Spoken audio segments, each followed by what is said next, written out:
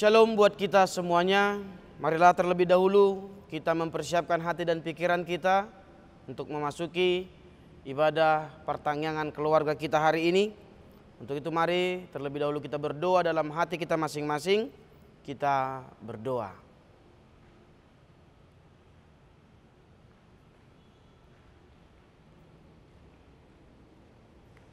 Amin.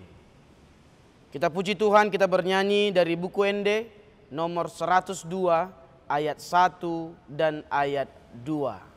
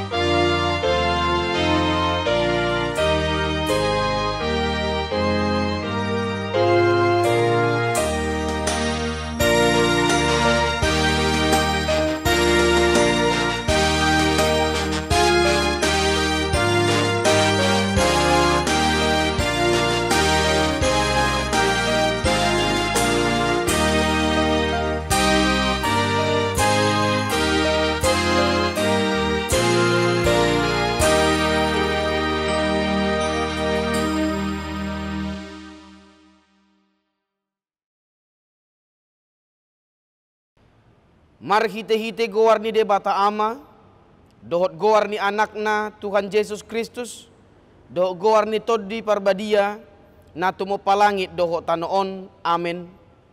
Sian-sion, situan ni hinadenggan, marsinodang debata. Say narodo debata, jadadang tagamon hohom ibana. Ay songonodo didok Jehovah. Use honok kumaaik tu akka na mauwas. Doho akka sunge tu namahiyang. Use honok kumatututod dikku tu pinoparmuna. Nuaing. Jala paso-pasokku tu pinoparmu sogot. Jehovah do debata. Jala ibana manodangi hita. Tabat tok kamuma akapelian pestai. Saha arodia katadu ni langgatan. Haleluya martangiang mahita. Ale Tuhan Yesus. Hudok kami mauliate tuho. Sian nasa rohanami. Ala di paujakko huriam di tanoon. Jala ala dohot tami di jauho tu si. Say suruh matod di parbadia tu rohanami. Asa tunghu parhatopok tami. Hodo hangoluan nami. Asa lohok tuho kami. Marhite-hite haporsyaw nasitong. Jala asa toktong huhalasok kami. Pasangapogoarmu. Tarpuji maho. Rodi saliling nililing na. Amin. Mari kita membaca firman Tuhan yang menjadi epistel buat pertangan kita malam ini. Tertulis dalam Injil Yohanes pasal 16 ayat 4b sampai ayat 15. Yohanes 16 ayat 4b sampai ayat 15. Kita membacanya secara responsoria. Hal ini tidak kukatakan kepadamu dari semula, karena selama ini aku masih bersama-sama dengan kamu.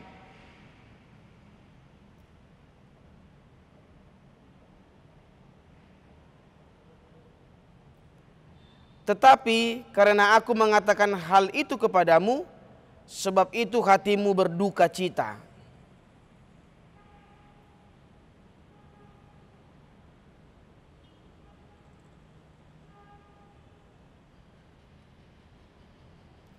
Dan kalau ia datang, ia akan menginsafkan dunia akan dosa, kebenaran dan penghakiman.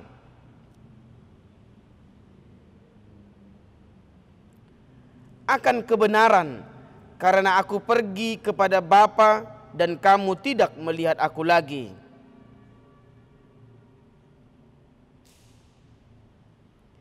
Masih banyak hal yang harus kukatakan kepadamu, tetapi sekarang kamu belum dapat menanggungnya.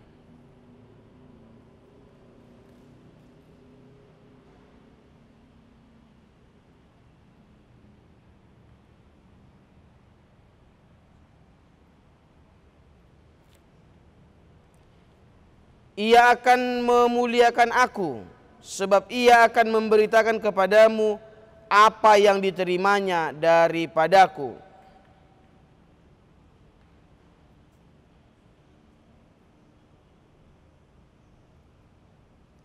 Demikianlah firman Tuhan.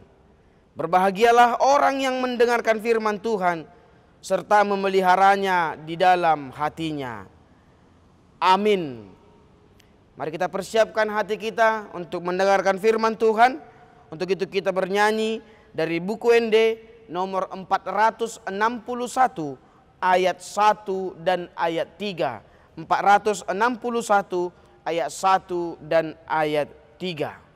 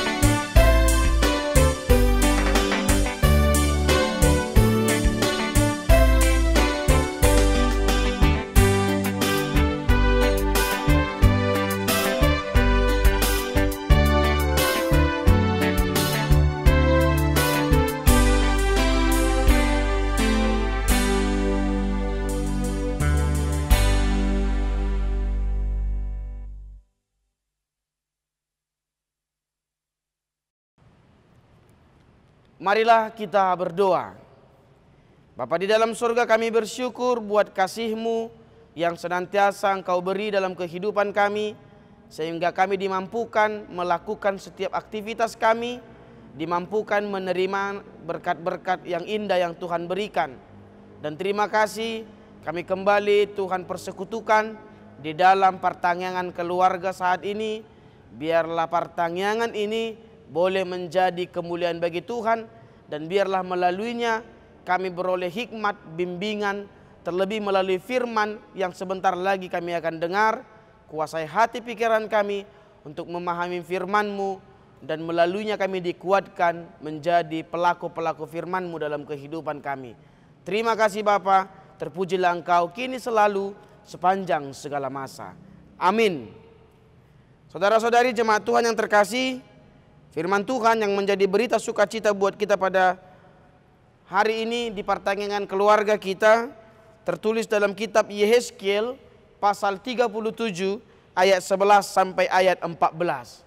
Yehezkiel pasal 37 ayat 11 sampai ayat 14. Untuk itu mari kita semua mengikutinya dalam hati kita masing-masing. Saya akan membacakannya buat kita. Firman-Nya kepadaku, hai anak-anak manusia, tulang-tulang ini adalah seluruh kaum Israel. Sungguh mereka sendiri mengatakan, tulang-tulang kami sudah menjadi kering dan pengharapan kami sudah lenyap, kami sudah hilang. Oleh sebab itu bernubuatlah dan katakanlah kepada mereka, beginilah firman Tuhan Allah, sungguh aku membuka kubur-kuburmu dan membangkitkan kamu, hai umatku, dari dalamnya, dan aku akan membawa kamu ke tanah Israel. Dan kamu akan mengetahui bahwa akulah Tuhan pada saat aku membuka kubur-kuburmu dan membangkitkan kamu, hai umatku, dari dalamnya. Aku akan memberikan rohku ke dalammu sehingga kamu hidup kembali, dan aku akan membiarkan kamu tinggal di tanahmu. Dan kamu akan mengetahui bahwa aku Tuhan yang mengatakannya dan membuatnya. Demikianlah firman Tuhan.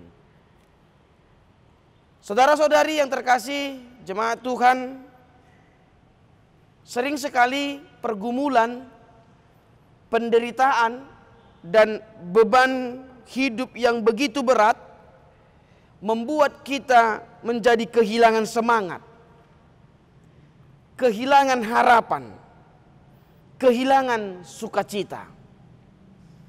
Dan sangat jelas nas ini menggambarkan kondisi hidup seperti itu, digambarkan seperti tulang-tulang kering yang bergerak namun tak memiliki tujuan dan harapan. Ibarat mayat hidup atau orang-orang sawah. Itu yang dialami oleh bangsa Israel yang boleh kita lihat melalui nats ini. Israel sedang terbuang ke Babel. Mereka kehilangan segalanya, harta, uang, semua yang mereka miliki hilang. Mereka menderita, mereka hidup susah, sehingga mereka kehilangan harapan, kehilangan sukacita, kehilangan semangat dalam menjalani kehidupan. Dan mereka menyebutkan diri mereka seperti tulang-tulang. Seperti apa yang kita baca tadi di ayat 11. Sungguh mereka sendiri mengatakan, tulang-tulang kami sudah menjadi kering dan pengharapan kami sudah lenyap, kami sudah hilang. Itulah keadaan bangsa Israel. Di tengah-tengah pergumulan mereka, semangat, harapan, dan sukacita mereka hilang, pudar. Sehingga mereka menggambarkan hidup mereka seperti mayat hidup.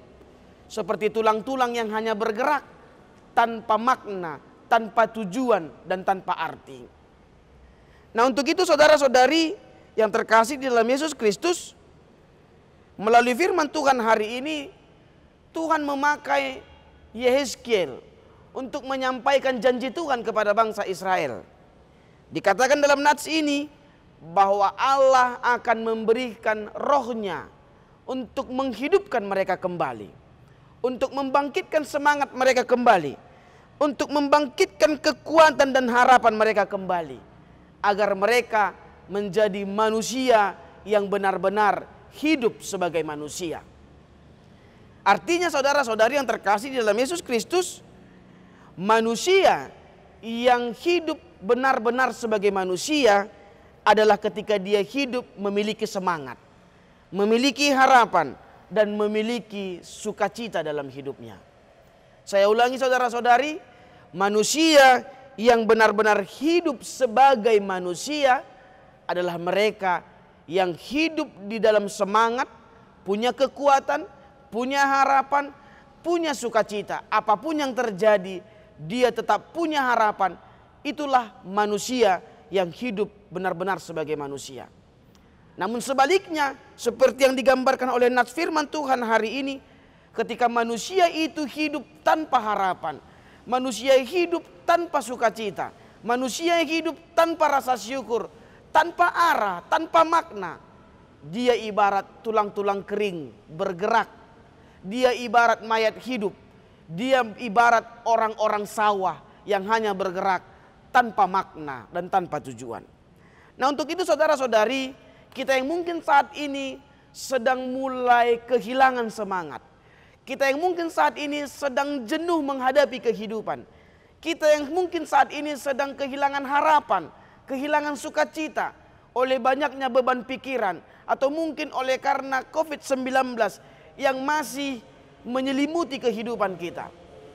Maka firman Tuhan hari ini mengajak kita, jangan padamkan roh, jangan padamkan semangat, jangan padamkan harapan, jangan padamkan sukacita. Mari bangkit, mari jadikan hidupmu hidup manusia yang hidup secara manusia yang sebenarnya. Untuk itu apa firman Tuhan hari ini? Pesan untuk kita renungkan, untuk kita hidupi di tengah-tengah kehidupan kita yang mencoba memudarkan semangat dan harapan kita. Firman Tuhan hari ini yang pertama berkata, manusia yang hidup adalah manusia yang mau dipenuhi dan dipimpin oleh Roh Allah. Itu pesan pertama. Manusia yang benar-benar hidup adalah manusia yang mau dipenuhi dan mau dipimpin oleh Roh Allah. Saudaraku yang terkasih di dalam Yesus Kristus, Allah menciptakan manusia dengan sebuah kehendak bebas. Kita diciptakan bukan dengan remote control. Allah tidak memegang remote dalam menggerakkan kita. Tapi Allah memberikan sebuah kehendak bebas bagi kehidupan kita. Artinya Allah selalu memberikan pilihan. Apakah kita mau hidup di dalam tuntunan rohnya, atau justru hidup tanpa tuntunan rohnya. Nah, karena itu saudara-saudara yang terkasih, firman Tuhan hari ini mengajak kita menyadari bahwa kehidupan yang sebenarnya Tuhan inginkan ketika kehidupan kita benar-benar dipenuhi dan dipimpin oleh Roh. Jadi ini diperuntukkan bagi memang kita yang mau dipimpin oleh Roh. Bukan berarti Roh tidak punya kuasa untuk memimpin setiap orang. Tapi kembali bagaimana kesediaan kita. Mau nggak dipimpin oleh Roh? Mau nggak dipenuhi oleh Roh? Mau nggak membuka hati? Mau nggak membuang hal-hal yang keras? Membuang hal-hal yang buruk? Membuang hal-hal yang tidak diinginkan Tuhan dari hati kita? Dan mengisinya dengan Roh Tuhan itu tadi. Seperti ada sebuah ungkapan Tiongkok kuno berkata, tidak ada gunanya menolong seseorang yang tidak mau ditolong. Artinya, bagaimana caranya kita berharap kita dapat pertolongan, kita dapat bantuan, kalau kita sendiri tidak mau untuk ditolong.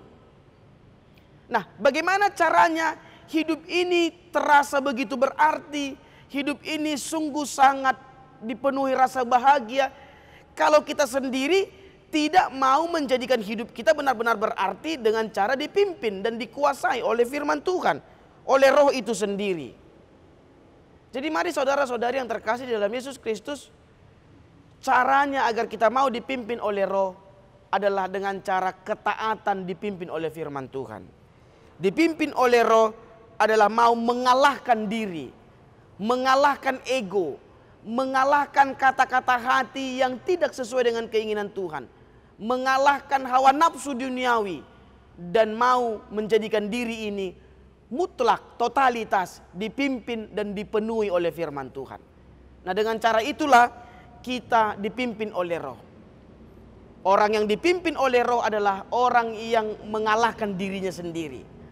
Orang yang bisa menaklukkan keakuannya, tapi mau dipimpin, digerakkan oleh roh melalui pimpinan dan digerakkan oleh firman Tuhan sendiri.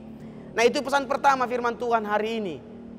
Manusia yang hidup, yang berkenan bagi Tuhan ketika kehidupannya dipenuhi dan diisi oleh Roh Kudus itu sendiri.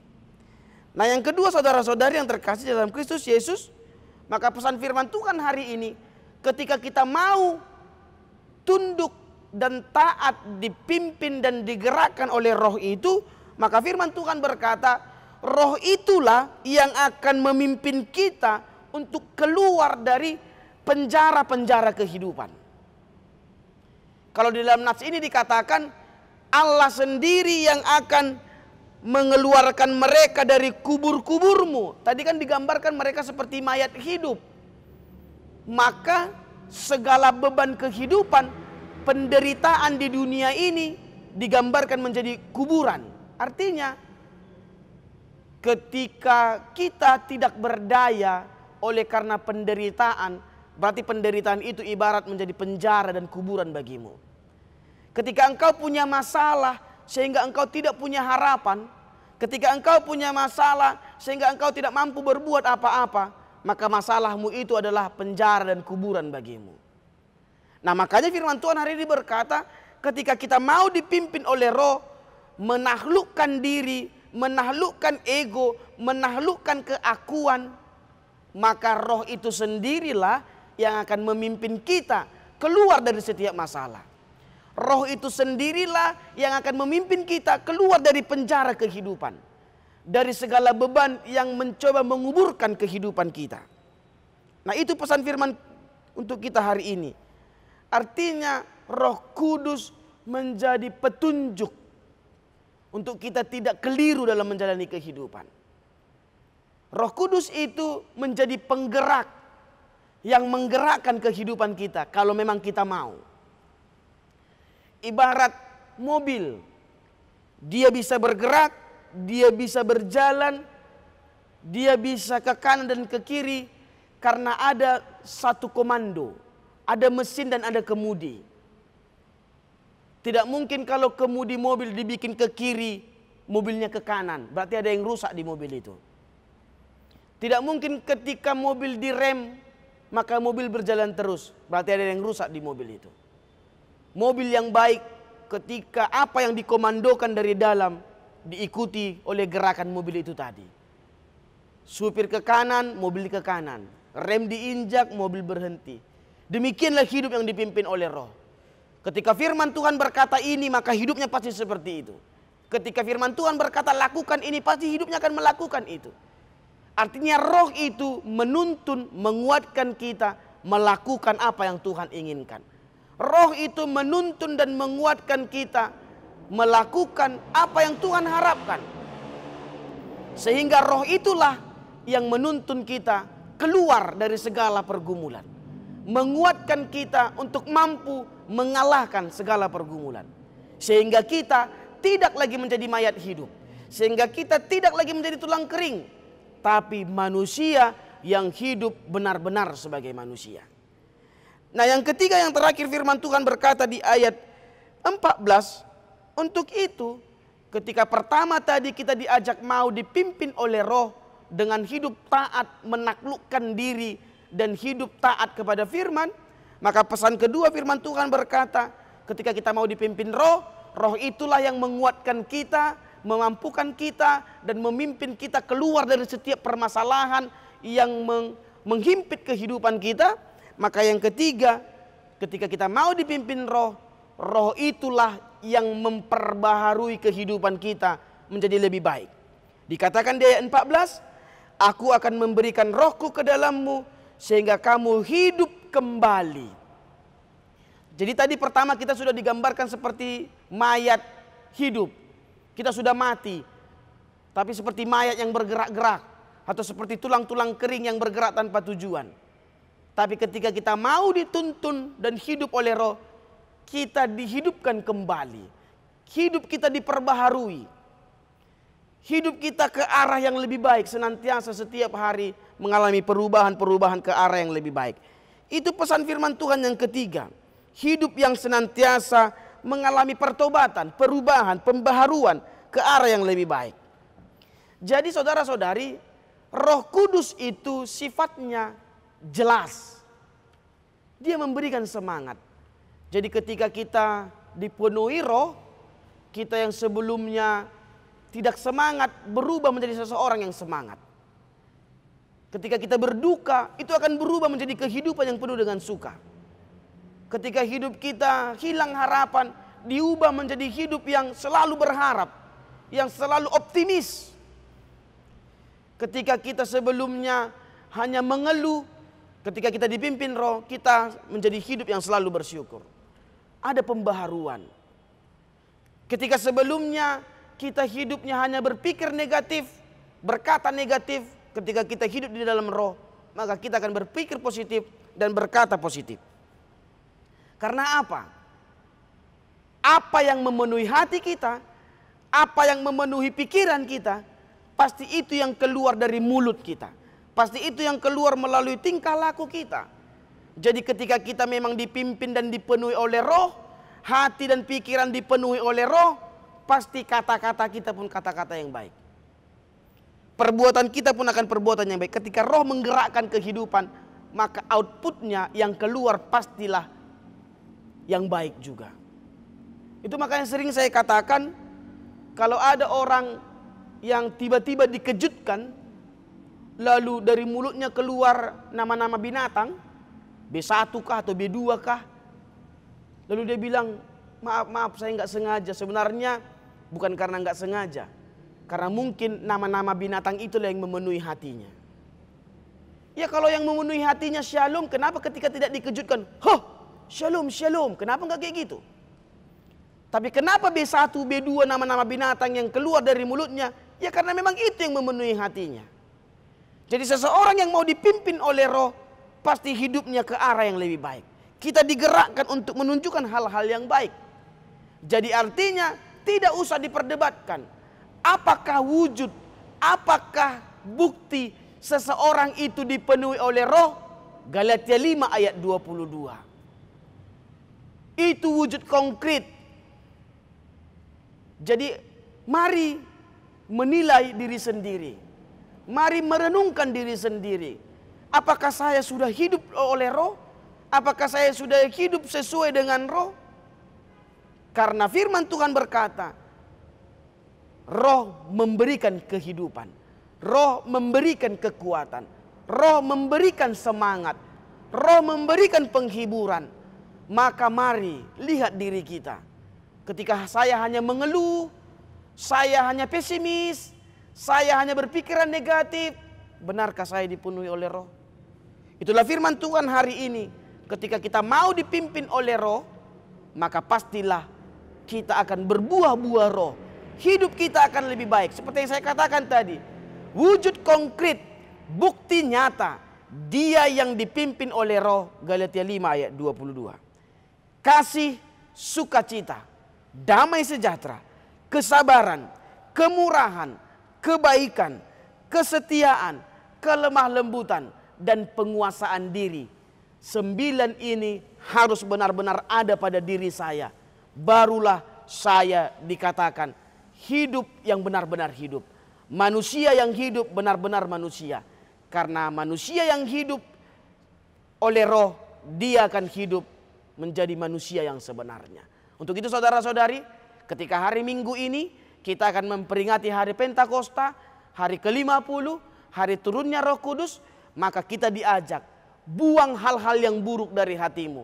Buka hatimu, maulah dituntun dan dipimpin oleh Roh, sehingga kehidupanmu ke depan penuh semangat, penuh arti, penuh harapan, dan berubah ke arah yang lebih baik.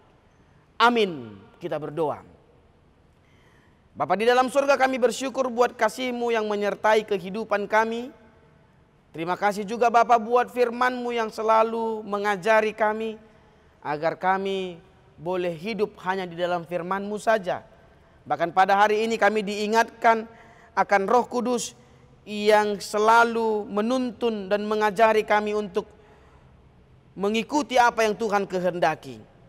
Untuk itu Bapa, mampukan kami ketika mungkin banyaknya pergumulan, beban kehidupan yang menghimpit kami, jangan biarkan kami memadamkan roh.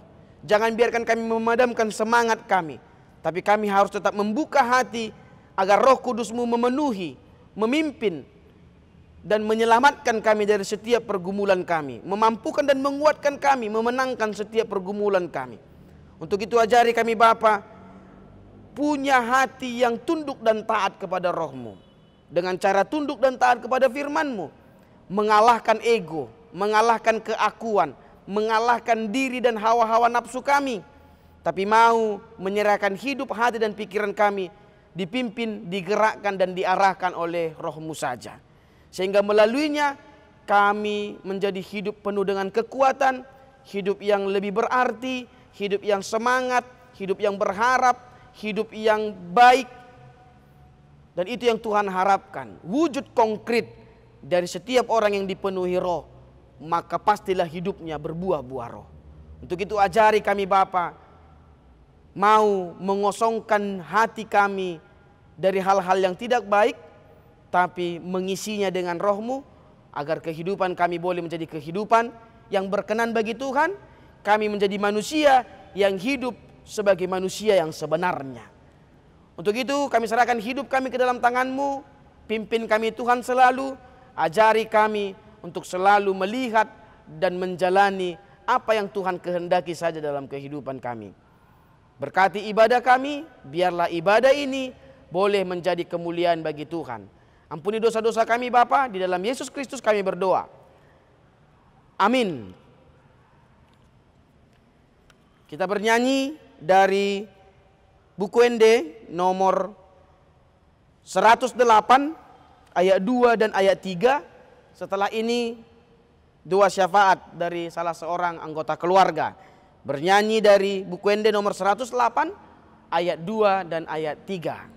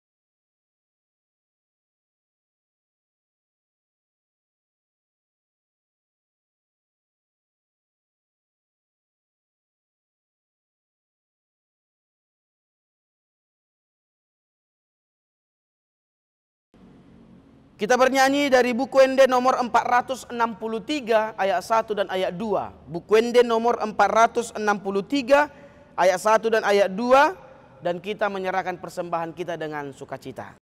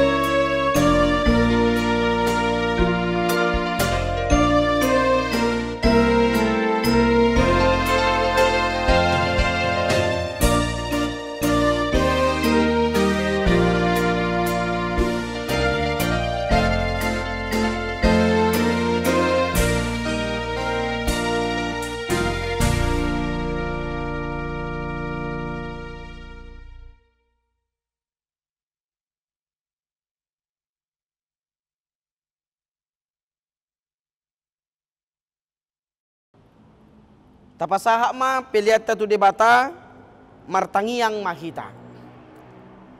Ale debata amanami na di banua gijang hodo harorowan ni saluhu silehon-lehon na dinggat dohok na saulibasa na mauliutus. Upasahat tami masya na nilehomi tu hami pelian nami tu ho. Saya calo may gabiwap na husus di jolom. Pasu-pasu may jala ramoti. Asahu parhasya kami pelianon pati bulhon harajaw mo. Ditongatongan ni huriam dohok di portibion. Buhay marohanami marhite-hite todim. Asalam hutadahami godang ni silehon-lehomi tu kami. Asalam girgir hami madok mauliate tuho. Marhite-hite Yesus Kristus Tuhan nami. Amin rak mahita madok di tangiang hatopatay. Alea manami na di banua gijang. Say pinarbadia magoarmu. Say roma harajaumu. Say sauk malomon ni roham di banua tongaon songon na di banua gijang. Leho matu kami sadarion hanguluan siapari. Si sama dosa nami songo panisa nami. Di dosa ni doongan namar dosa tu kami. Una kami togi ho tu pangujunan. Palua mahami siap pangago. Ay horo na puna harajaon. Doho hagogoon. Rodi hasangapo sa leleng nileleng na. Amen. Asi ni rohani Tuhan Yesus Kristus. Holong ni rohani debata ama. Doho parsaoran ni tod di porbadia ma. Madongani hamu saluhu na. Amen.